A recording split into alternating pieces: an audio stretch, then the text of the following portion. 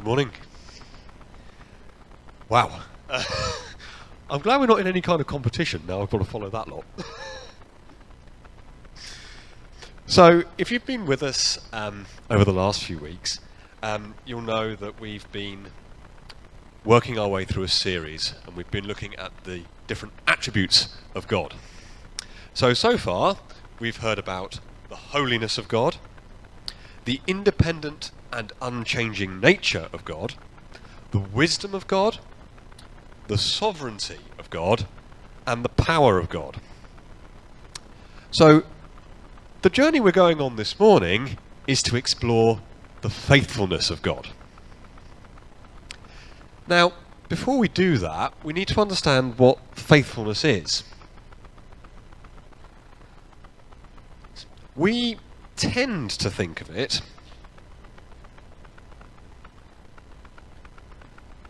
in different ways. If you're a lover of animals, for example, you might look at the wonderful bond that we often see between animal and trainer, pet and owner, or if you're lucky enough to have ever seen an aid dog at work, aid dog and recipient. Others might turn to a popular worship song, as we were reminded earlier. I'm thinking of a different one. Oh, you are faithful. You take my mess and nail it to the cross. You might think of experiences in your life. Maybe you've got a testimony of God's faithfulness in your life that you can share with somebody afterwards. Or maybe you're a lover of musical theatre and you immediately go to the opening number of South Pacific and hear the lyric, "Suppose the dame's not bright or completely free of flaws, as faithful as a bird dog or as kind as Santa Claus." Or possibly The Lion King and He Lives in You. In modern English, faithfulness means lasting loyalty and trustworthiness, being true to your promises or vows. So we normally view it through the lens of like a marriage relationship, for example, being faithful to your spouse.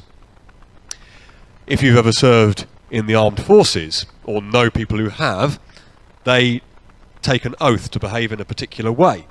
In some nations, those who take political office also do that. If you work in the medical profession, you may have taken the Hippocratic Oath, which obliges you, when I can speak, to stop and aid if there is a casualty situation or if somebody is taken sick, regardless of whether or not you happen to be at work and on duty at the time. The faithfulness of God runs far deeper than that. So to begin to try and explain that, it's mentioned throughout the Bible, which in both the Old and the New Testament, which means that the word we read as faithfulness in our English Bibles has been translated from either Hebrew or Greek. And as is not uncommon, the original Hebrew and Greek words have rather deeper meanings than the English word.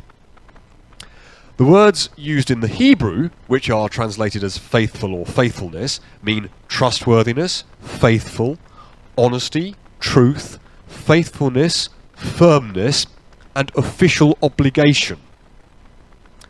In the Greek, the word means believing, trusting, faithful, and true.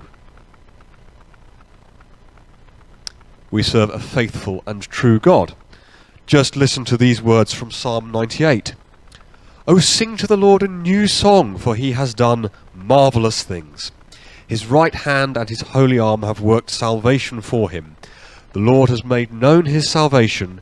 He has revealed his righteousness in the sight of nations. He has remembered his steadfast love and faithfulness to the house of Israel." The psalmist there possibly harking back to the Exodus from Egypt. But actually, there's another angle to God's faithfulness in that story. If you remember the story, Joseph is sold into slavery by his brothers. He's placed in Egypt. And by the time the famine arrives, he's an advisor to Pharaoh. and he's making sure that there's enough food available, and then his family come over from Israel. And it's because Joseph is there, it's because God has been faithful and has prepared the way that Egypt can sustain not just the Egyptians, but the Israelites as well, for the remainder of the famine, which lasted for 7 years.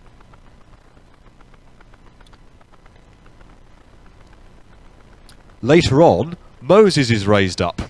Pharaoh has forgotten about Joseph and all the service he rendered earlier on in Egypt's history and turned against the Israelites. Moses is raised up to lead them out of Egypt and into the promised land. And the journey has many twists and turns. God is faithful and true, but the people of Israel, they can't be. They're not capable of it. They become impatient while Moses is listening to God and receiving the law, and they get Aaron to make them an idol, the golden calf.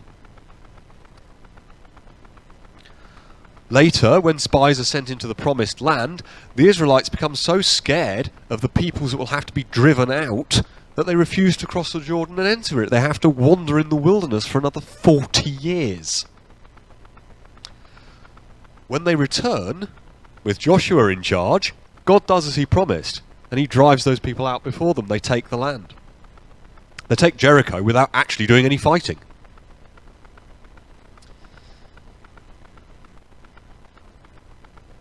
We often see faithfulness failing in our world. How many of us, growing up, went to school with people whose parents were divorced? The breakdown of the marriage and the family.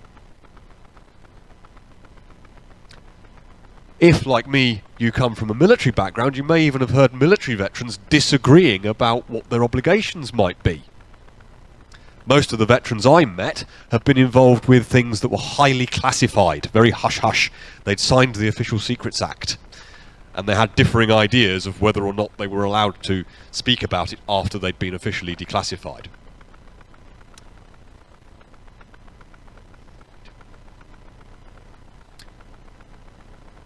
I don't know about you, but when I was younger, I was in Scouts, and I had to make the Scouts promise. It's a binding promise. It's made in public, in sight of man, in sight of God.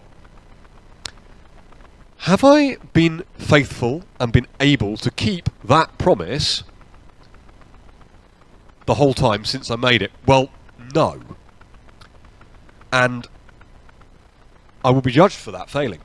But fortunately, as we've already heard from the testimonies, we have a Saviour who's already paid the price for all of our sins, mistakes and shortcomings.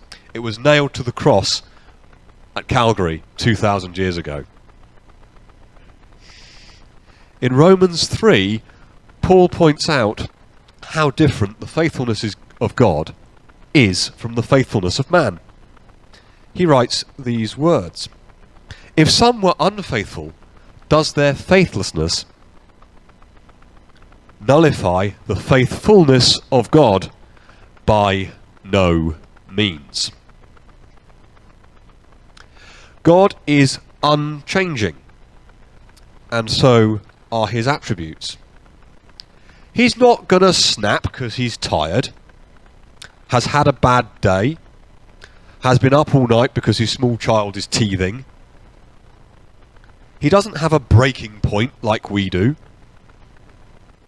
He is always faithful and just to forgive our sins when we confess them to him, and to cleanse us from all unrighteousness, as we're taught in 1 John and chapter 1 verse 9. The works of his hand are faithful and just. In Psalm 111 we read these words: "The works of his hands are faithful and just, all his precepts are trustworthy."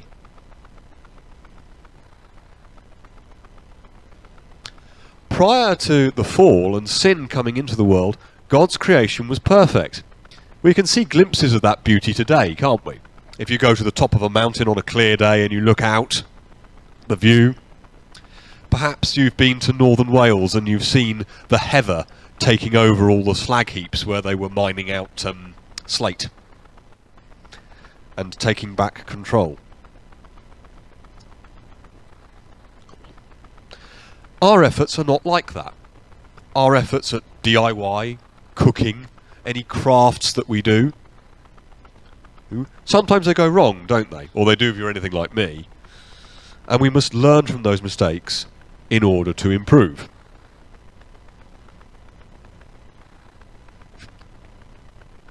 The journey of each and every person in this room will be very different. But the faithfulness of God for each and every one of us has always been and will always be perfect. In Isaiah 40, we read these words: "He gives power to the faint, and to him who has no might he increases strength. Even youths faint and grow weary, and young men shall fall exhausted. But they who wait for the Lord shall renew their strength. They will mount up with wings like eagles. They shall run and not be weary. They shall walk and not faint." Or in my case, walk without hearing this go beep, beep, beep. Sorry, I should probably explain that point. I'm diabetic and that's a blood glucose monitor. You may or may not have heard of a man that I think really sums this up very well. Grylls has been on our television screens for a number of years, most notably in television shows like Born Survivor. He's also a very prominent Christian. You read a lot about him in the Christian press. He's always been very open about a number of things.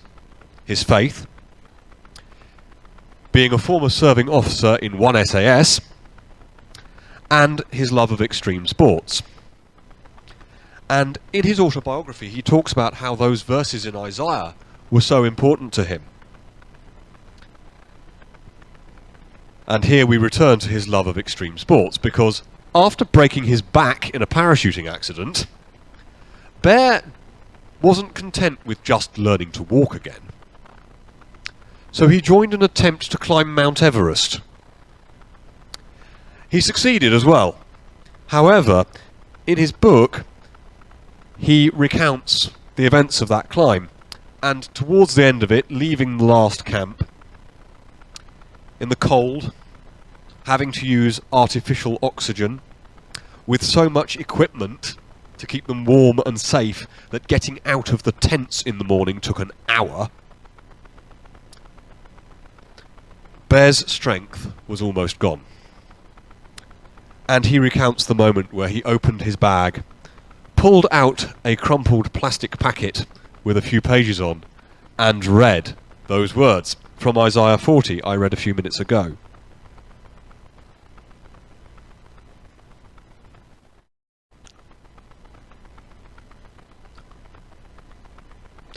His party completed their climb to the summit and returned to base camp safely. Bear goes on to describe the euphoria of succeeding in the climb, but he also describes the heartbreak.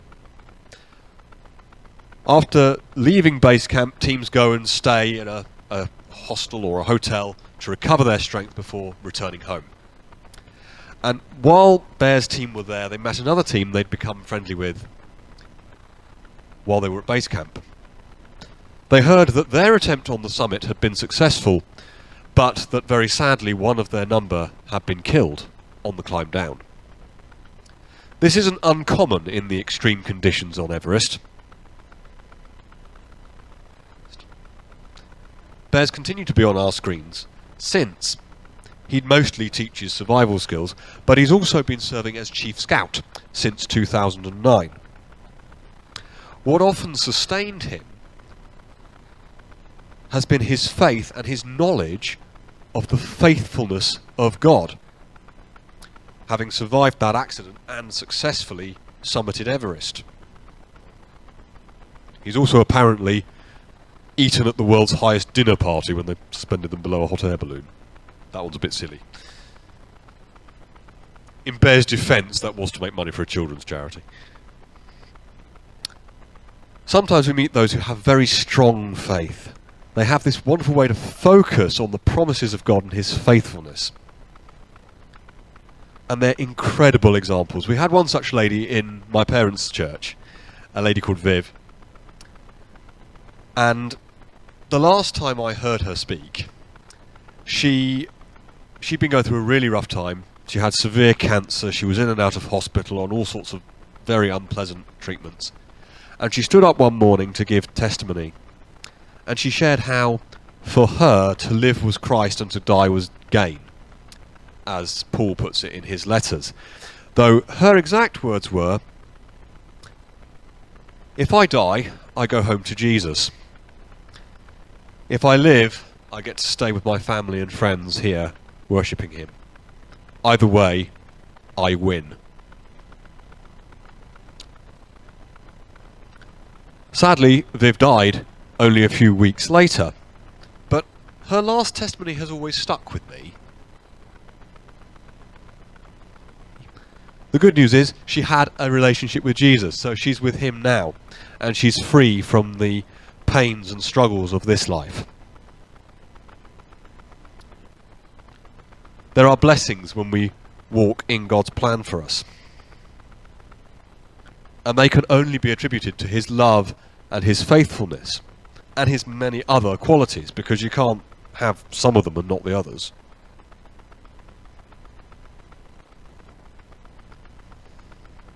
We've already heard that some people who are in the building have experienced this, whether recently or a little bit further back in time. I've experienced this myself. Those of you who know me well might have heard this story before, so apologies if it's getting boring. In my early 20s, I'd been through quite a rough time. Having been to university unsuccessfully, I worked with a missions agency for 2 years and learnt a trade. I'm an IT engineer. Towards the end of that time, I travelled to Holland. I thought I might be being called into full-time ministry, and I was exploring whether or not I should go to Bible college. The organisation I worked for ran a Bible college in Holland. So I'd got this trip organised. I was going over to Holland. I was going to visit the Bible college, and then I was going to travel to the other end of Holland and visit the sending base, as it was called, the sort of the head office for Holland, and spend some time with them. Shortly before I was due to leave, my grandfather was taken seriously ill, and he was in hospital. The Lord gave me an incredible peace, because I had to, and I was so grateful that he did, because I had to leave on that trip fully expecting to get a message while I was away telling me that Grandad had died. He didn't. The Lord was faithful, not just in giving me peace, but in allowing myself and the rest of the family to have Grandad for a few more years. He recovered from that particular bout of illness. And that did include an operation where the chances of survival are around 4%. And we've seen something similar in this church recently. It's great that the Davidges are here. Joseph has been through a lot. And the prayers of this church have been answered. They're here. There's still a road to travel, but God has been faithful. And I'm sure they'll be happy to tell you more about that.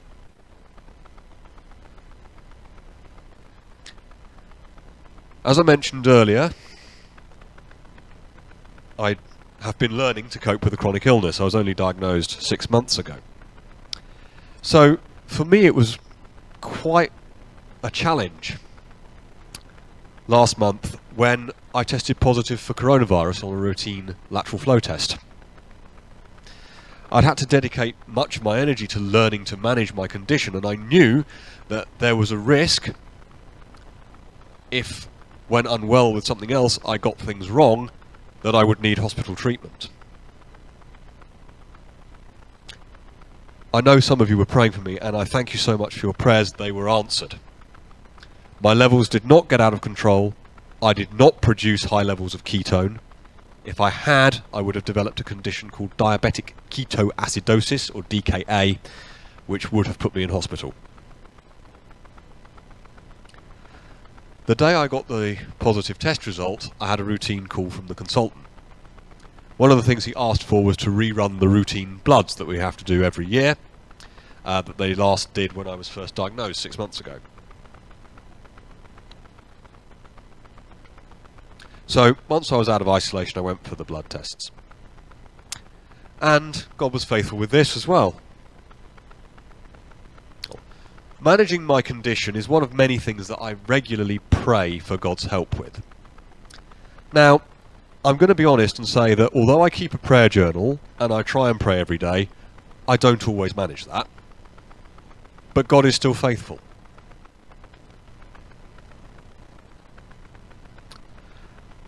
When I first started preparing this message, we're going through a really difficult time at work at the moment.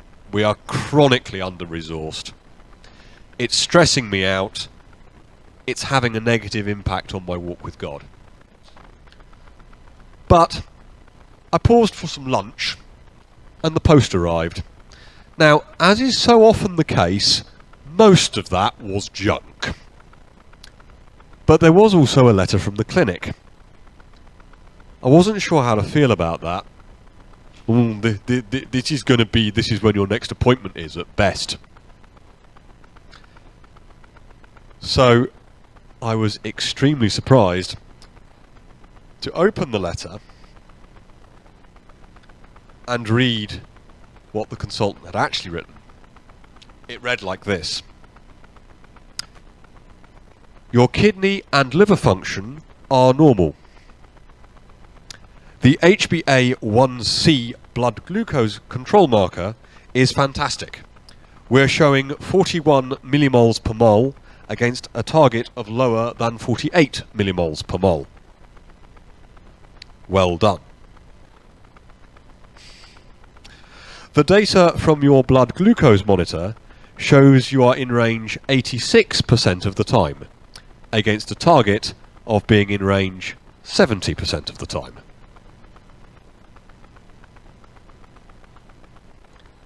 I'm very aware that I'm human and I have my failings. But we've heard a lot this morning about how faithful our God is. He is faithful to answer our prayers. To not be faithful would be impossible. It would be against his very nature.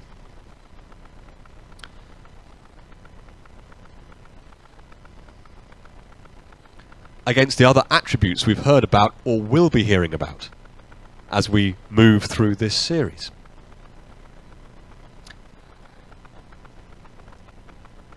I hope that this is helpful for you this morning. I set myself a challenge when I wrote this sermon. Normally I spend far too much time pulling examples out of history, so answers on a postcard on whether or not I succeeded at that would be most welcome. That's all from me this morning. Let's continue to worship our God together, and it would be great to hear you sharing some testimonies of the faithfulness of God in your lives when we sit down for tea and coffee and snacks later, or in my case, lunch.